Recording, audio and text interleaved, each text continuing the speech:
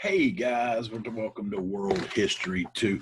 Hey, we've been talking about different battles throughout World War One, and today we're going to talk about the end of it, the Treaty of Versailles. So, the Treaty of Versailles, signed in June of 1919, was signed at the Palace of Versailles in Paris. It humiliated Germany, caused major economic distress,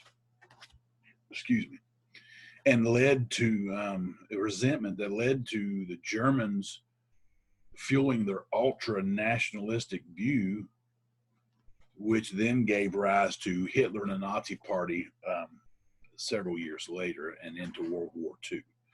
But the Treaty of Versailles, so in the beginning, or I should say not in the beginning, but about 6 months to a year and a half before the Treaty of Versailles was signed in Paris, President Wilson had this idealistic version, which you can't blame him, for a post-war world, and he called it the 14 points.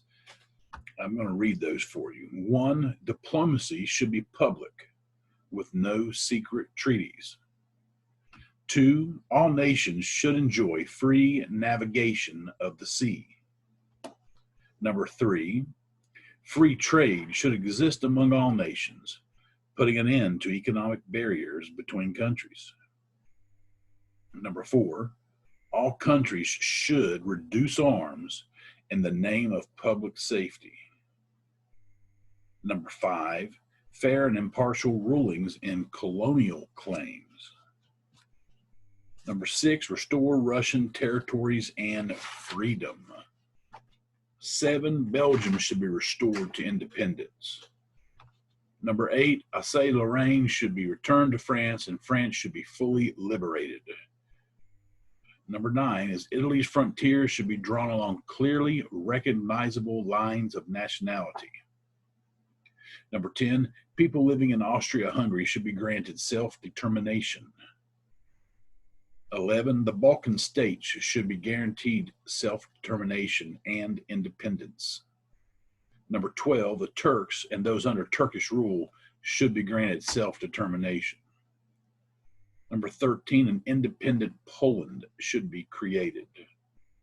And number 14, a general association of nations must be formed to mediate international disputes. That is not what the Treaty of Versailles was. That was the 14 points. But as you hear those and as you read those, like diplomacy should be public. Well, that's because there were secret treaties. And so they're trying to counter battle this, and that it should be free navigation of the seas. In other words, the end to privateers or pirates, so to speak. Free trade, reduce arms, and then restoring different pieces of land to Russia, to Belgium, to Poland, the Balkan states. It also listed, very interesting, that anybody living in Austria-Hungary should be granted self-determination. I mean, they can choose where they want to go and what they want to do. Excellent. So,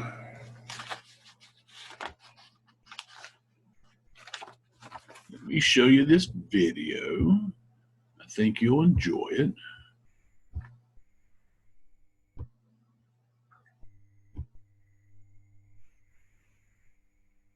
July 1919.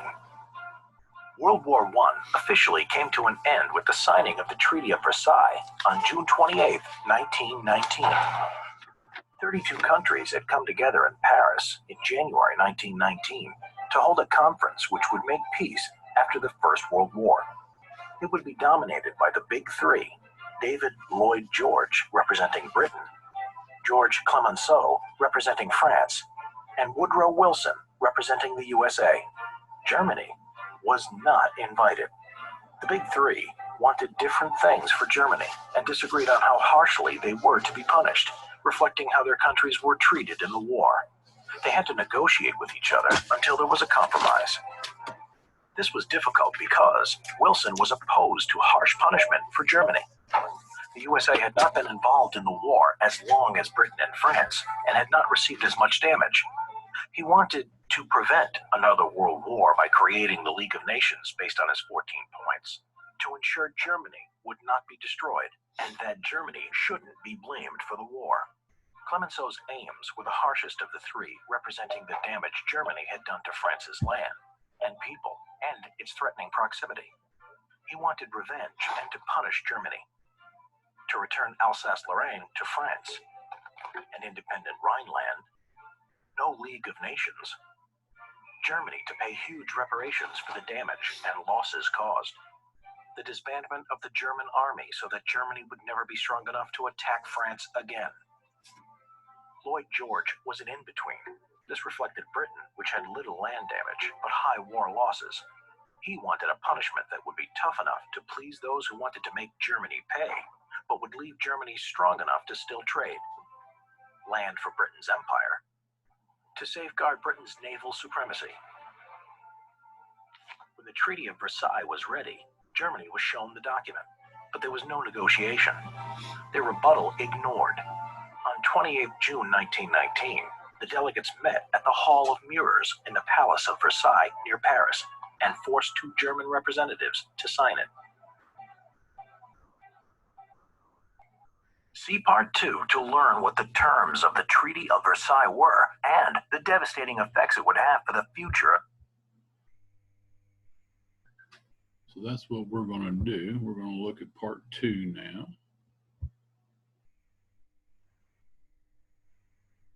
All you have to do to lose weight and have the perfect body is to eat less. How many times have... The Treaty of Versailles, 1919. The terms of the Treaty of Versailles can be divided into three groups: territorial, military, and financial and economic. Here are some of the territorial terms. Alsace-Lorraine was returned to France. Germany was forbidden to unite with Austria. Lands in East Germany, including the farmlands of Posen and the Polish corridor between East Germany and East Prussia, were given to Poland. The Saar, which had rich coal fields, were given to France for 15 years. All Germany's colonies were taken and given to France and Britain as mandates. Here are some of the military terms. The German army was restricted to only 100,000 men. The Navy could now only have 6 battleships and no submarines, and there was to be no air force allowed. The Rhineland was demilitarized. This meant the German army could not go to this area between France and Germany. For the financial and economic terms, Germany would have to pay reparations, which would eventually be set at an enormous 132 billion gold marks. On top of this, Germany was not allowed to join the League of Nations, and it had to accept responsibility for causing all the damage and loss by the war. Overall, the Treaty of Versailles was unpopular with Germany and its creators. Its terms would go on to be reversed by Germany in both secret and in the open by Hitler, and helped cause World War II. Watch our other videos to learn more. Get your copy. Okay, so as you can see, even though the 14 points put out by Wilson, when you have France, who was just nearly decimated by Germany, Britain, who parts of the UK was definitely decimated, lots of loss of life, they wanted punishment. The United States hadn't been in the war that long, hadn't seen damage because it was not on our home front. It was in Europe. So the territorial part where Germany could not unite with Hungary. And that's because they were united in part of the group that the Central Forces on World War I. So the military, they were not allowed to have over 100,000. They couldn't have but 6 battleships, no subs, and no air force. So they can have a little bit to protect themselves, but they were trying to stop Germany from building up and coming back at France. They felt that this would happen, and it did.